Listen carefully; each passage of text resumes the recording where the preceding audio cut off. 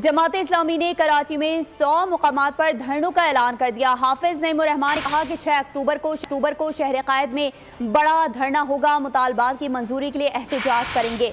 Dollar mafia के खिलाफ वक्ती तौर पर कार्रवाई नहीं होनी चाहिए। डॉलर की कीमत में कमी का असर पेट्रोल की कीमत में आना चाहिए था। चाहते हैं पेट्रोल और डॉलर की कीमत नीचे आए। 2 अक्टूबर को 100 मुकामात पर इसी तरह का एहतजाज और इससे ज़्यादा वसी बुनियाद पर करें।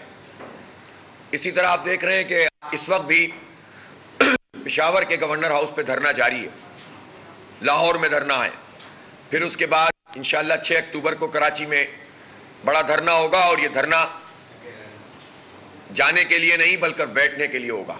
हमारा कोई एजेंडा नहीं है सिवाय इसके कि पेट्रोल की कीमतें कम हो। ये हर 15 दिन के बाद एक बम मारते हैं, ये सिलसिला बंद हो।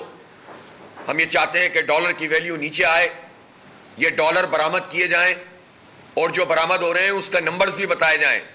ऐसा ना हो कि जो अमला छापा मारता है उसी जेबों में डॉलर चले जाएं। तो दीवार से निकलने वाला डॉलर अगर किसी अमले की या ताकतवर लोगों की जेबों में जा रहा है तो फिर उसका तो फ़ायदा कौमी ख़जाने को नहीं है। वो नंबर्स भी बताए जाएं और वो लोग भी बताए जाएं जिनके पास से डॉलर बरामद हो रहे हैं। सब्सक्राइब करें और बेल दबाएं ताकि कोई खबर रह न जाए।